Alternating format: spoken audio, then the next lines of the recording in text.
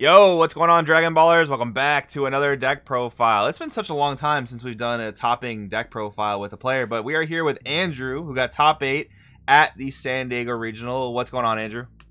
Hey, how's it going, Joey? How's it going, everyone? Yeah, happy to be here. Thank you for doing the deck profile. Awesome, man. Congrats on your awesome finish. So, just for context, people that are watching the video, you actually went undefeated into the last round and played in the finals on stream, but because of unfortunate tiebreakers, losing in the finals dropped you down to 7th place, which definitely kind of sucks, but I mean, you know, still a great job. We're going to go over your deck profile today. So you played Red Sin, and you actually played the Unison version. So as far as I'm aware right now, there are, I guess, 3 popular builds that are kind of floating around.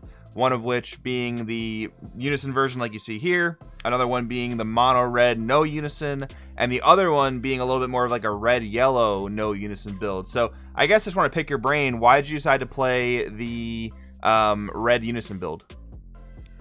Yeah. So I originally started testing this right when the reveals came out. So I've been playing this deck for about a couple months now, printed out proxies, all that stuff. And I tried the Unison version first and foremost, and was seeing a lot higher of a success rate with it against a lot of the meta decks. I tried the non-Unison version and the red-yellow version. I just found that they're a little bit more inconsistent, and I always found that in games where I was playing with the Unison, I could always just not play the Unison if I wanted to and go be more aggressive and go wide.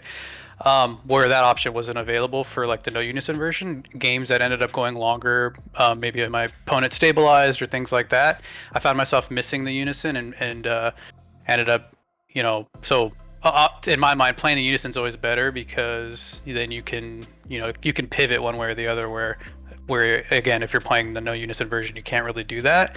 And I'm more of a control player-ish at heart. I usually like playing blue. I used to play a lot of blue baby, things like that. So I don't mind playing this deck a little bit more control-y, clearing my opponent's board, only hitting them with crits, and just kind of overwhelming them over time. So yeah, that's why I chose the Unison version. Gotcha. I see what you're saying. It gives you more options, which definitely makes a lot of sense. Yeah. Do you find that you're normally just always slamming the Unison on 2? Is there ever a situation where you play it on 3? And the main reason I ask that is because like I feel like Omega Shenron is like always a turn 3 player, right? So do you just always try to jam Gogeta on 2?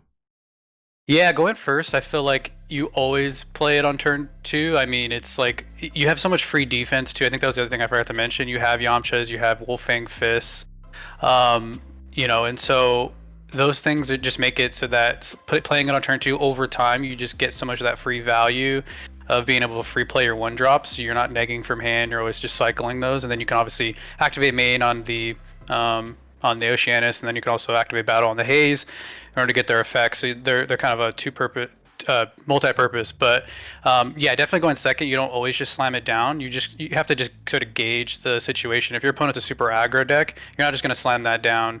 Unless you have like a ton of like Wolfang Fists and Yamchas in hand, you can survive. Usually you'll wait to see if you can play it on maybe turn 4 just to sort of get that extra cycle, free play one of those 1-drops like I mentioned, and then combo that with like with 8-drop. So yeah, it's never just slam it down. I think that's what people kind of argue against using it. It's like you're never going to play it on 2, but I'd argue that you can play it on 2 if you're not playing against something that's super aggro. Gotcha. Before we get back into the main board, I guess let's just do the Z deck real quickly. So Andrew informed me that he just didn't get his extra rush attacks in the mail. So you definitely play 4 rush attack. That's why he's only got 4 Z deck cards here. And you can't even fill the Z deck with like other random stuff because you can only play red battle cards in your deck. So I just want to let the viewers know about that. So that's no problem. But yeah, 4 rush attacks. This deck is very, very good at abusing rush attack. The 1 Z leader, of course. And the 1 defender of life. I think this makes a lot of sense because realistically, you're only going to play this when you want to burn your opponent from that 4 to 3. Would you agree? 100%. Yep. I actually won a game with burning my opponent. So going into like game 3, for instance, and in time in turns, I actually did end up burning my opponent from 4 to 3, and then just had more battle cards on board and won that way. So that is another way to win, or another way to at least kind of push from that 4 to 3. Gotcha. All right, so going back into the main board, I mean, of course, we have pretty much almost play sets of all the dragons, just 3 Ice Shenron, but that still makes a lot of sense.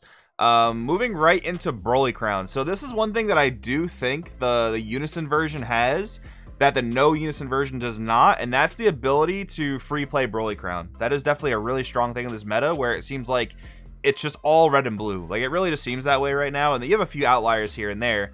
I just want to take a quick look at your sideboard.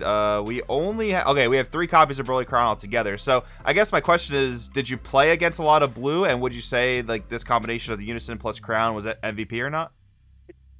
Yeah, so yeah, that's a good point too. Really, with the Unison version, I would also say that Broly Crown's sort of part of that package. But yeah, so I only actually played 1 blue all day, which was in the finals. I really did anticipate playing a lot of red and blue, so that's my main board's a little bit more tailored towards playing predominantly red matchups, but having the Broly Crown in there and things like, and having the sideboard tailored for blue.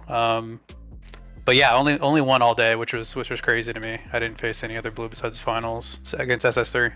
Gotcha. So just curious, a lot of your other matchups, was it a lot of red mirrors? Was it some other random stuff? What'd you kind of come across? Yeah, for sure. So round 1 was Pan. I also they played Red Sin round 2, Gogeta round 3, and then 2 Trunks Cheetahs in a row. Another Pan, and then SS3 in the final. So overall, I played 4 red, 2 yellow, and 1 blue. Dang, a lot of red mirrors. But honestly, that's what this format seems like. So you're definitely able to traverse those red mirrors. Pretty cool. All right, go back into the main board. The 1 new ruler, of course, you can only play this if you play a Unison. 2 Resolver Nude with 1 more on the side. I think that makes perfect sense.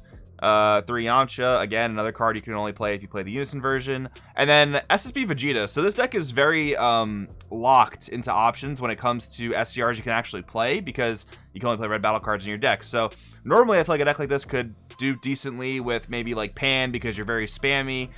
You could even maybe play Spring Kai of Time, and Spring Kai of Time and Vegeta are very similar because they both clear boards in Unisons, albeit Vegeta ignores barrier. But I think the one thing that, at least from my experience with Sin, is that using your entire turn 4, or paying like 4 energy maybe on like turn 5 or something, it is a lot, only in comparison to like everything else the deck can do. So I mean, I'm just curious, like, were there any other SCRs you explored, or was it always just Vegeta from day one? Yeah, I didn't get a chance to test any of the other ones just because the leader is locked to you can't run any non-red cards. Right. So yeah, Vegeta is, I think it's really pretty much Vegeta, the Goku and Frieza SCR, and maybe some of the super combo SCRs.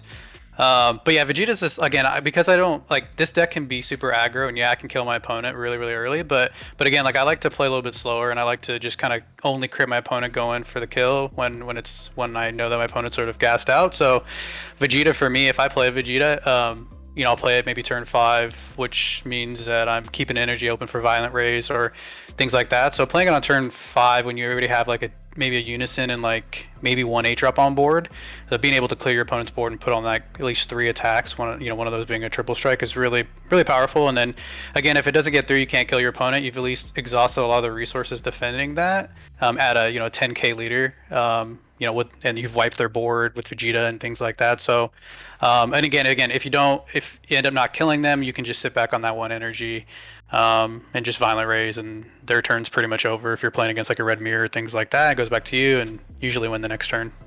Gotcha. All right, so going back into the main board, 2 Rays, 2 Testing, 2 Wolf makes a lot of sense. All right, so this is a big one we got to talk about. Deluge of Power. I have not seen another Sin list play this card, so kudos to you for playing something pretty unique. Talk us through the thought process of why you included this card. Yeah, for sure. So you can kind of so the thing that the card that I like to use this with a lot is the 20k double strike, the 1-drop Sin. So essentially, yeah, if you combo this card with a red battle card, it gets an extra 5k, so it's essentially a super combo that doesn't draw. The reason why I included this is that early on in the game, you do draw a lot with the balls cycling. You basically draw like a sort of a draw 2, or not draw 2, you cycle 2 on the unawakened side, because you're exchanging the balls for new cards. But as the game goes on, you're not drawing as much, you're just kind of, again, cycling. So having the Trunks just helps you on your battle card swings when you're just swinging at your opponent for 20k, or I even sometimes drop it on like the Ice Shenron wall. I'll swing for 15k crit, and my opponent says no negates or something like that, and I'll drop that on there, make it a 25k crit. So just always just putting on that pressure. But then also too, it's really good on defense. So a lot of the times your opponent spends their turn trying to clear your dragons off the board. So that 20k double strike Shenron, the 4-drop, that one's really like, they're always their main target, and they'll swing at it, maybe put a card behind it, and all I have to do is just give 1 card out of my hand to make it a 25k. and I've saved the card and sort of wasted that attack on my opponent's side. So it can be really good offensively, and then also defensively, kind of helping out your protecting your cards. But then also if you have like 3 of these in hand and you're swinging with the 8-drop and you're going in for game and you drop 3 of those, that's an extra 30k worth of combo power for only 3 cards. So oh yeah, that's huge. And I do think that Deluge, like helping force those crits, is huge. Like I think that's probably the most unfair thing that Sin does, is like those big crits, whether it's the triple strike crits or the double strike crits. So forcing those through is definitely really crazy. So let's go down to the sideboard here. So a couple of ratio things. 1 more Crown. We have 1 more Resolve Renewed, 1 more Wolfang, 1 more Violent Raise, of course. King of Vegeta's Hidden Ambition. Anything like green or even blue, if they want to Sparking the D magic, you can counter that for free. One thing I really like about your sideboard is Intensifying Power Trunks. So I think Sin's only real problem is that you don't really have any control over your life.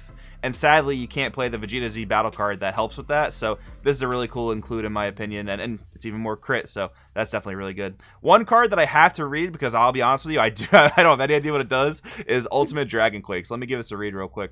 Permanent, this card gains Shadow Dragon in all areas. Activate main / battle, limit 1. You can only activate the skill once per turn. We know what limit 1 does. If your leader is a Shadow Dragon card, choose one of your opponent's battle cards with energy cost greater than their current energy and send it to the owner's warp. At the end of the turn, play any cards sent to a warp by this skill to their owner's battle areas with their skills negated for the turn. If your opponent has 15 or fewer cards in their deck, place them in their owner's drops instead. Okay, so yeah, talk me through why you included this card. Yeah, for sure. So this is really just more for the mirror. And then also too, you can tech it in if I've noticed my opponent swinging with big cards, like because they think I'm red and I don't have an answer to a lot of like their big cards. I even actually, it's dual purpose. I actually had my red Sin mirror for instance, he not only swung with his Vegeta SCR, but in the first game, but he also it's the only way to really remove the 8-drop in the mirror. So it gets kind of weird in the mirror because you each have this big 30k threat on board that can't be negged, or at least the first neg actually just boosts him 5k. So a lot of the times in the mirror you have to like double neg it, which takes a lot of resources. You can just like Wolfang Fist it to neg it once and then neg it with your own 8-drop. But I found that this is just better because if your opponent sort of like, so say going second, your opponent's going to slam down their 8-drop and swing on you. Most of the time they're not expecting you to just sort of warp it off the board, and then it does come back on their turn, but you didn't have to deal with it. You didn't have to out combo it or things like that. So it's kind of like it's a cute card. It's something that definitely did win me the mirror, but other than that, I really didn't use it very much throughout the day. It's really just for the mirror, to be honest. Because again, because the 8-drop, it's really hard to sort of like 8-drop versus 8-drop each other. Right, and that's a pretty cool one too, because this deck can run low on deck size very fast with searching the Dragon Balls from your deck and then using them and filtering cards. So I could even see the last part of this where your opponent only has 15 or fewer cards. You actually get to permanently remove the 8-drop, so that seems pretty cool in and of itself. Yeah, exactly. And then for side deck stuff, Omen of Awakening, more Answers of Floodgates, really good against cards like Ready to Rumble. That's one of the main ones this can hit. And then we have it actually helped me a lot in the Pan matchup on stream. Yeah, so the Pan, he was main decking Topo. Mm-hmm. So when I saw that, and actually he was ultra aggressive with me game 1, and if you go back and watch a stream there, he put me to like 2 life on his turn 2. So into game 2, I sided this in, and he actually tapped out to play Topo. Wasn't expecting Omen of Awakening, and I was able to push. Ended up getting that game because I was able to catch him off guard. I intend, like you had mentioned, I intended this card to be for Floodgates, like Ready to Rumble and whatnot, but because I didn't play blue all day, I never really used it. But it came up against Topo, which if more red decks decide to sort of Topo's one of those cards that comes in and out of the format just depending on how aggro it is. But yeah, it came up in that. It actually got me a game, so. Very cool. And then we have finally Kaioken Concentrated Destruction. What were the main barrier cards you were worried about? 100% Slug. So the 2 Trunks Jitas that I played, they played the Slug package. And what is the scariest thing about that actually is that if they go first and establish Slug, then you can't actually like draw off the balls. So you can. And you can search them out, but then you're just basically negging from hand to put them in the drop. So Yeah, I did have one of my Trunks players try to kind of establish the lock on me, putting Slug out there and the Z Goku battle card, and just trying to like basically choke me out of resources. And this definitely came in game 2. He wasn't expecting it, and yeah, I was able to just clear that so that I kind of saved all my super combos and everything else. So after I could clear it, and then it ended up getting me the game. So mostly that. Unfortunately, it doesn't touch anything else like blue. Everything is 30k barrier. So realistically, it's just for yellow. Gotcha. Well, all right, Andrew, that takes us through the entire deck. I really appreciate you going through that with us. Any shout outs you want to throw out there? Yeah, for sure. So shout out to all the AZ guys. Again, Jared Lopez is a local homie. Get to play with him all the time. So so it's always good to really kind of pick his brain. But again, yeah, all the AZ guys, everyone in AZ, everyone in the Hermit Style Discord as well. Been like a long time member of that Discord, and it's just a great place, great community. So shout out to everyone in the Discord, and then shout out to you, Joey. I've been a fan since I first started playing in 2019, end of 2019, and it's always kind of been a little mini dream of mine to get on the channel and do a deck profile. So I appreciate you doing it. Awesome, man. Super happy to do the profile. I really, really appreciate it, and we will see you next time. Yeah, thanks. Appreciate it.